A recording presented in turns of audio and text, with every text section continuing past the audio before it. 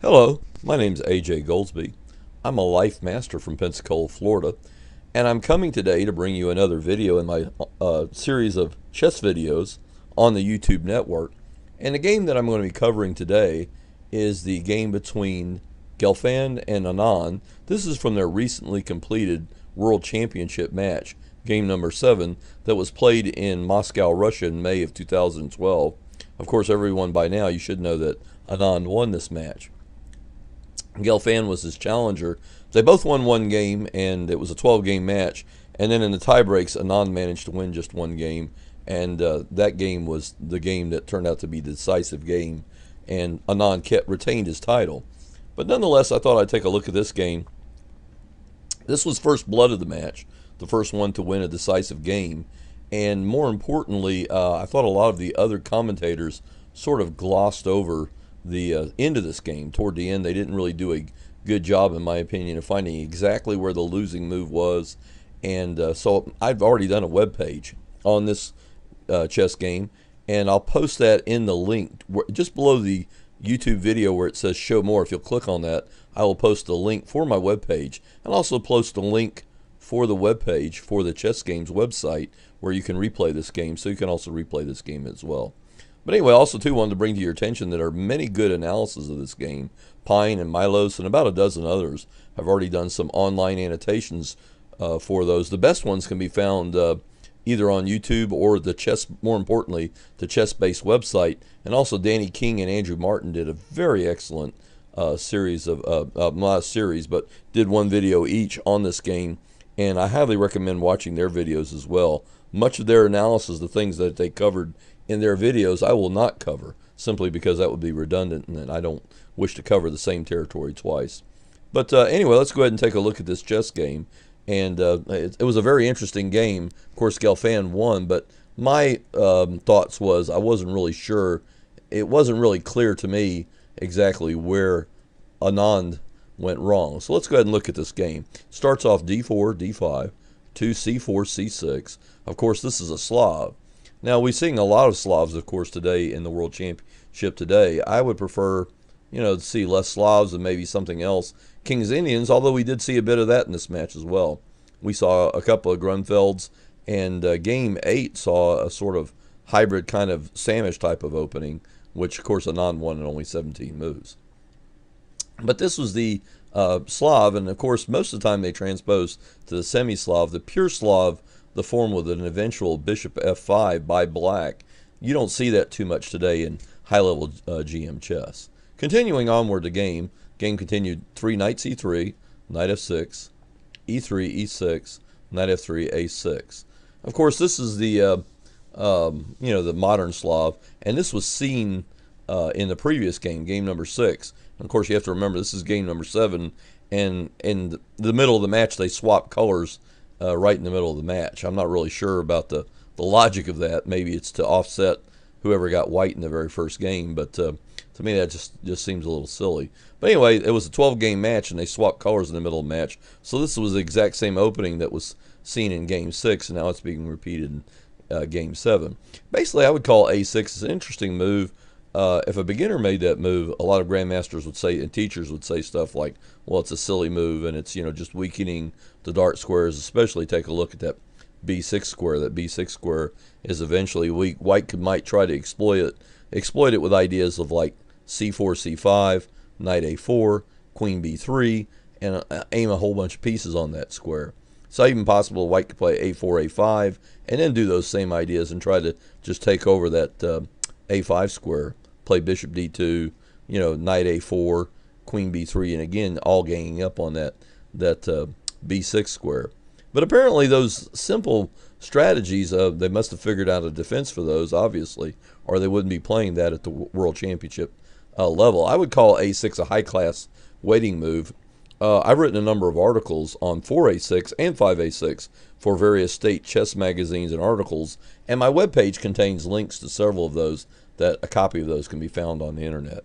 Of course, black can also play knight bd7, queen c2, and he can play a6 now, or he can play bishop to d6. And that bishop to d6 here would lead to the Shabalov system of the semi-Slav. But anyway, just going back, A6 is more of a high-class waiting move more than anything else. And also, I think another idea, the main idea of one game, there's a game analyzed on my Game of the Month website. You should be able to find that if you search for it with Google. But on my Game of the Month website, there's one game where black played an early b5, and I believe he actually won that game. So that's another idea for black, is that he can play b5 and maybe resolve the queenside tension. And once that's resolved, maybe he doesn't have as much to worry about. So anyway, that's just some of the ideas there. But anyway, continuing on with the game, white played c5, and there we see again right away the attempt to exploit the hole at b6. Now in game 2 of the match, Gelfand played 6b3, and that game led absolutely nowhere, and it was drawn in only 25 moves. Continuing onward here, black played 6, knight bd7, white played queen c2, and now black played b6. And I have a new book on this, a relatively new book. It's only a year or two old, and also practically a brand new DVD. And both on this opening, they claim easy equality for black.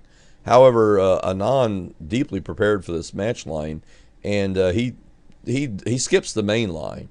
And the main line is the critical e5. And I've analyzed this on my webpage, but let's just take a really quick look at that. e5, d takes e, knight g4, e6, that's a very good move there for white. Okay. F takes e6, bishop d3, knight gf6, knight g5. And I would classify this as unclear. This is a game between Timur Rajabov and Alexander Grischuk. And this was from the 7th Corsica Masters Rapid Tournament that was playing in Bastia, France. And that was played in 2003. And black won in 35 moves, but there were lots of improvements for both sides. But it was a very, very interesting game. I think Rajabov at one time clearly held the upper hand. And I think an improvement there might be 11 knight a4, and that looks like a definite improvement. Of course, the engines, you analyze this game with any good engine, say Rivka 4, Fritz 13, Houdini 2.0, etc. They tend to find moves like that pretty easily and pretty quickly. So I would generally say that that's probably a good indicator, a possible improvement over the game, and that would be probably the move that I would play if I were white there, is play that knight a4 instead of knight g5. All right, going back to the game here, let's just do a quick review of the game because we've kind of wandered off of an analysis. We'll just quickly run through these moves to getting back to the actual game. a6, of course, that's that high-class waiting move that we talked about. c5, knight bd7, queen c2, b6. Of course, as we said, 7b6 is kind of sidestepping the critical e5 line, which several books and also the Power Book and a couple of online articles and also that new DVD, all the authors of these, they tend to think that e5 is a critical line there, but I'm not quite so sure that that's, really good for black. In fact, it looks rather dangerous for black. Some of the lines and some of the analysis, it's pretty wild. And I think if you're going to play that line, you certainly had better memorize everything that the book has and maybe even take a look at some of the lines with your favorite computer engine, because I think it would be almost impossible to find the antidote to those ideas over the board. Here Anand varies, and the analysis of this game will show that there's nothing wrong with b6. A lot of commentators, a few, not a lot, but there were several commentators said right after the game that basically Gelfand's handling of this variation could be considered a refutation of 7b6, and I think that's just silly. If you analyze this with any engine, you'll see that at one point black had a perfectly okay position. Moving on with the game, white played c takes b6, and now black plays knight takes b6. And according to the online website, the official FIDE website and several others, that this is a TN, the first new move getting away thing. The prior move before that, the older move I believe was taking with the queen. Queen takes b6, bishop d2, c5, knight a4, queen a7, rook c1, knight e4, bishop a5. And this here shows that white is clearly better. This is a line from the actual Power Book, the new Power Book, Fritz Power Book, and which was just came out, I believe, 2010 is the copy that I have. But anyway, this is the line right out of the Fritz Power Book, and that shows white to be clearly better. And there are absolutely no games, no GM versus GM games in the database whatsoever. So that's just an idea there, and that's just a possible. This may be, and if you fire up any chess engine, it shows that white is clearly better. So this may indicate exactly why Anand decided to skip that, and instead of playing, queen takes b6, here after pawn takes pawn, he plays knight takes b6. And this was the move that was actually played in the game.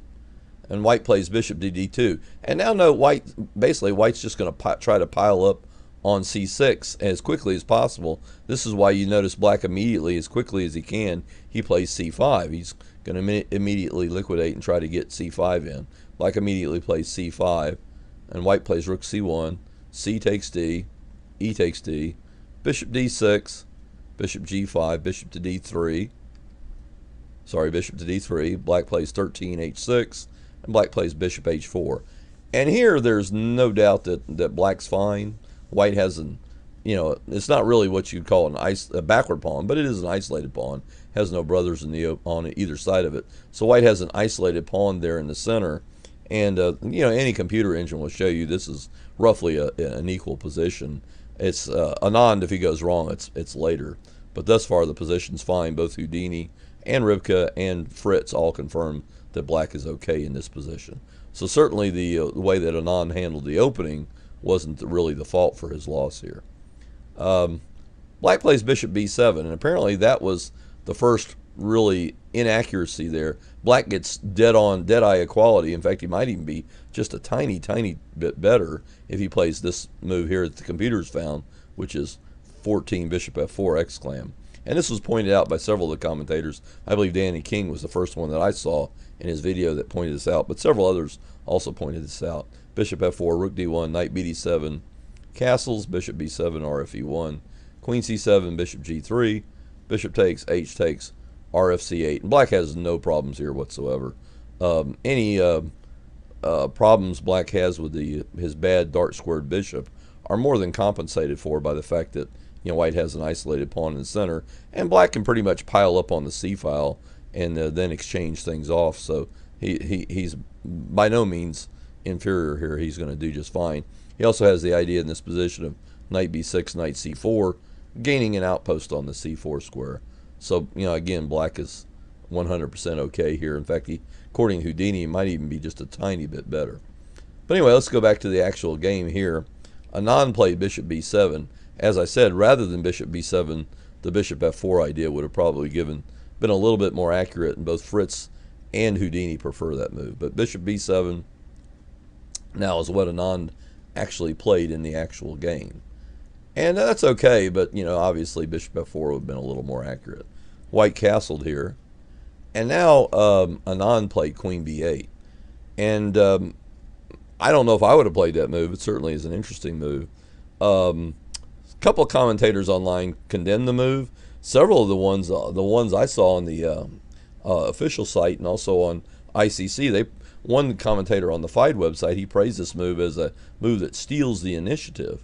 And the engines prefer bishop f4 or knight bd7 there for black. And of course now white can take here on f6 and double the pawns, and that's a very clear possibility. Of course,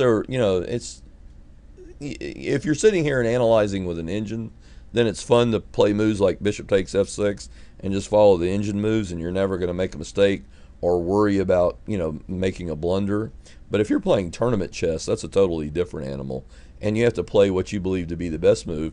And a lot of times too, you also have to conform to what what your style is.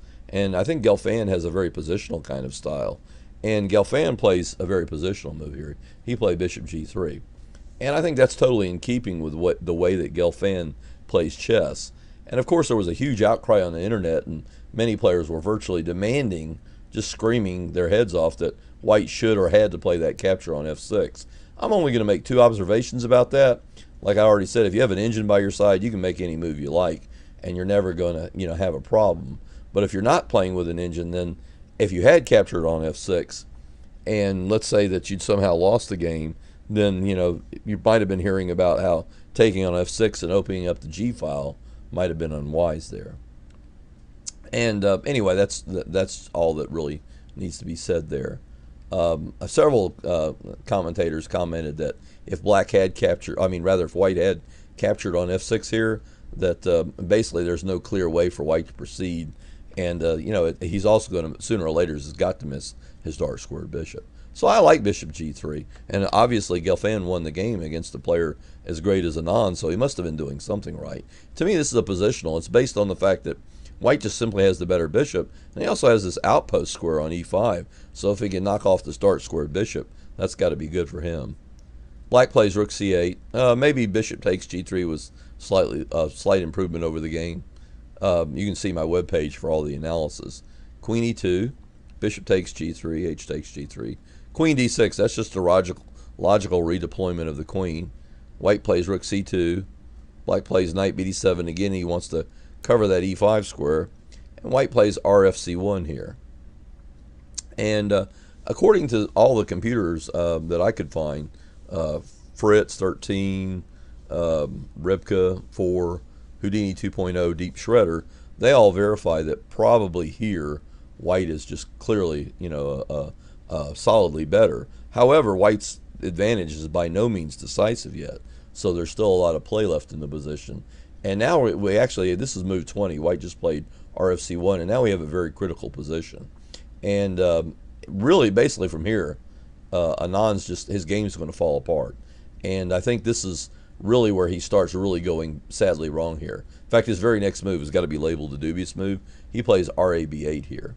And Anand himself said after the game that that was very bad. And Martin deeply looks at some of the alternatives there. In fact, there's one of the lines I believe he looks at is an extremely interesting queen sack.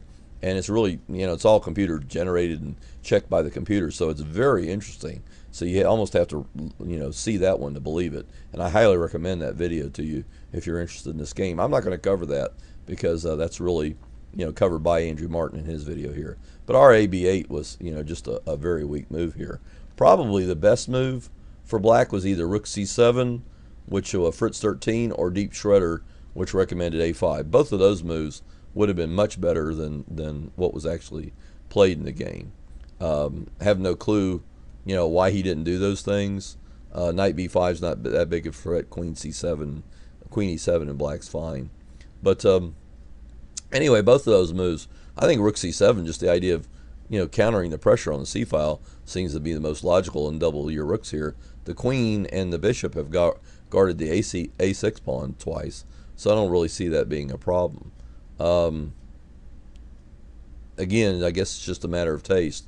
Maybe, it's hard to unravel Black's position, but Black had chances, like I said, to equalize earlier. But certainly this move that Anand chose here, this RAB8, that had to be at least inferior.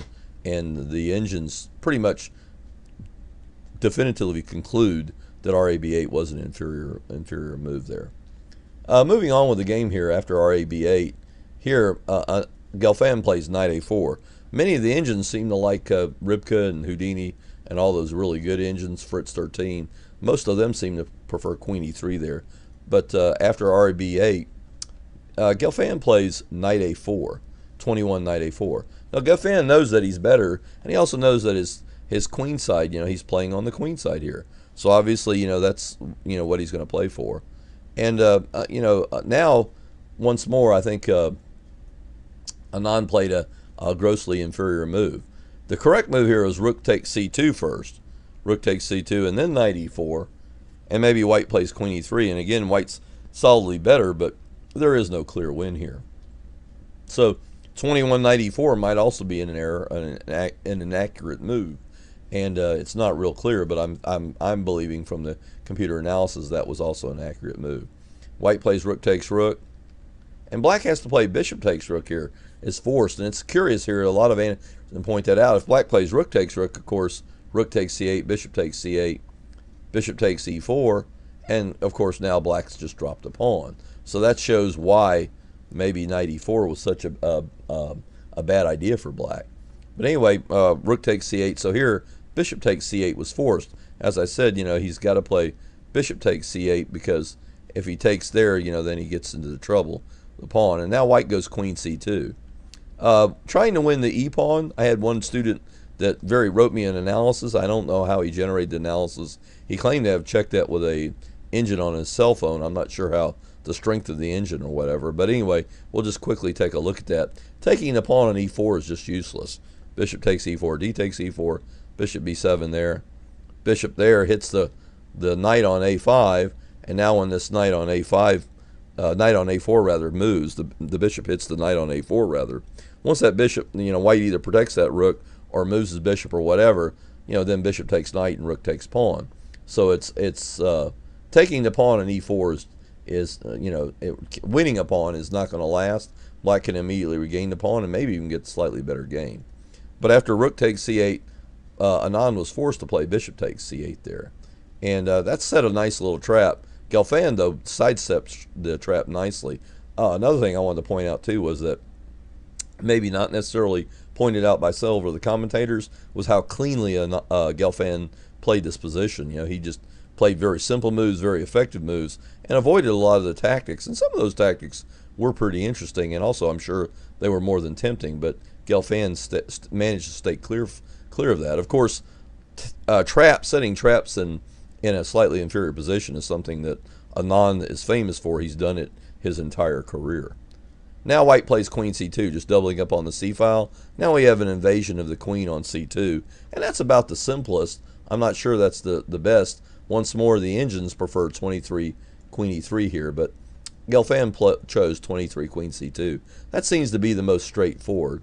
And now here, I think now we have the key position, and white just played 23 queen c2, and I believe Anand's about to make the losing move here, in my opinion. And it's just a very, very bad move. It's just bad. It's terrible. He played g5 here, and black's gaining space and maybe threatening to kick the white knight off of f3 with g5, g4. But other than that, I really can't say anything positive about this move. In fact, if I hadn't been watching this move online as it was actually played, I mean, I was actually watching this game live when that move was played. If I'd had seen this game later, or someone had just showed me this game at Chess Club and said, oh, Anand had played g5 here, I might have been tempted to say the guy was pulling my leg because, that looks like a horrible move and it looks like a beginner's move. But, obviously when you're low on time, then these kind of things happen. Rather than g5, black again had a superior line here. Bishop b7, knight c5, rook c8, b4, queen b6, queen b1. Now, white has a fairly large edge here, according to the computers. But finding a clear win it's light years away from a clear win. So if I had to pick one place in this game where I had to say the losing move, then I would have to say g5 was it. Give that one a question mark. I mean, that's a real limit of a move. It's a huge turkey of a move, and it has to be pretty much the losing move in my book. Okay, let's go ahead and try to wrap up the game here, because now we're getting down queen c7, and that was the best move there. I believe that was the best move. It's the cleanest way to exploit the the position here. Queen takes c7. That's pretty much forced. Anand tries to find a tactical solution to all of his problems here, but it doesn't really work out. Now, if you analyze this position with any engine, then you can clearly see that white's much better, if not clearly winning. Once more, Anand makes another mistake. If I had to do something here, if I had to suggest some plan for white, it would either be f5 to safeguard his knight on e4 so he doesn't have to losing a pawn, or maybe marching his king over to d8 and try to run this invading rook off, or march his king to d6, play king f8, king e7, king d6. All those ideas had to be better than what Anand plays here. He plays f6. That one is just horrible. I mean, the end result of this move is it winds up trapping Anand's king on the first rank there, and also allowing Gelfand to weave a mating web in some lines around the black king. Rather than that move, really bad move, Anand could have played king f8, 25 king f8, knight ef6 or knight d6, or just about any other move. Maybe the only good thing I can say about f6 here is that it makes Gelfand look like makes Gelfand look like Mikhail Tal. I mean, now he finishes the game very brilliantly. But that's probably the only positive thing I can say about that 25 f6 move. White plays bishop takes e4. That is easily the best move here. And now f takes e4. Knight d2, of course, that's a gain of time. What happened is white repositions this knight with a gain of time. Knight d2 hitting the pawn, and now white's got to spend another tempo. See, he lost the tempo with that f6 move. Now knight c4. And white, what's happening here is all of white's pieces are coming into the game with a gain of time. In fact, the simple threat here is just simply knight d6, and this poor little bishop on f8, c8 rather, is going to be lost. So now black tries to come up with a line here. He plays knight f6. White plays knight c5, just goes for the simplest, cleanest, quickest win. Knight d5, rook a7, and now Anand actually manages to find something here. I like rook a7 too. That was another idea. White had some other ideas here, but this is easily the best. And now the threat is just simply to clip off the a pawn. And what Anand comes up with is a brilliant trap, in my opinion. He actually finds something in a position where I think most players would have been tempted to resign. He actually managed to find counterplay, and I will certainly say that a player that with less watchful and less observant and less aware of the tactics might have actually fallen for Anand's trap here. But anyway, Anand plays knight b4 here.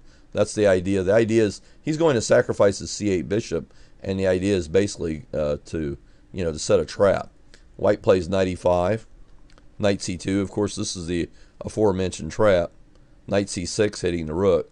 Now Anand just captures there. He's just going to let the bishop go. Rook c7, rook b1 check, king h2, e3, rook takes c8, king h7, rook c8, 7 check. Now here's one of the problems of having pushed all the pawns on the king side. If there was a pawn on f7, I think this black king could be safe on the g6 square. But here you have to return to h8. And in case you want to see the proof of that, then let's go ahead and just quickly look at the variation there. King g6 is totally wrong. Knight e5 check, king h5, knight takes e6, rook h1 check, king h1, g4, rook g7, e takes f2, knight f4, checkmate. And that's all forced. That's all a computer, line that's been checked by Houdini and Ripka and Fritz 13. But anyway, that just shows you why king h8 was forced. After rook c7 check, white had to play king h8. Knight e5. And now he plays e2 here. And, and Gelfand simply plays knight takes e6. And here Anand resigns. And what's really funny is that, he's threatening, just a mate in 2 moves. In other words, just checking knight check here on g6 and then rook g7 mate. That's the actual threat there. In other words, if he just promotes the pawn here, we'll just go ahead and look at that. If he promotes the pawn there, then simply, well, wait a minute, back that up. That wasn't right. White simply plays check, king there. Of course, you have that mate. That's just one line there. And the other way is after knight takes e6, black can play rook h1 check, king h1, e1 check, king h2, queen f2, e1 check, king there, rook there, mate. That's the other way of doing it. That's pretty much concludes my coverage of this game. And wanted to thank you for watching my video. And be sure to check out some of those other links and the other resources to this game. They're very interesting. I would go ahead and, if they give you that option, especially on YouTube, go ahead and download those videos to your computer, because simple fact is I found out my experience in the past has been, it's rather unfortunate, but it's very true, as that many times they tend to delete the online stuff. Seems to go away after a very short amount of time. 6 months to a year out, you go looking for it, and it usually isn't there. But anyway, thank you for watching my video. If you'd like to support my websites and support my video efforts, please go to www.paypal.com. My email is lifemasteraj. You can make a contribution there if you choose to do so. But anyway, thank you for watching my video, and I hope you check out my webpage and check out some of the corresponding links, and have a great day.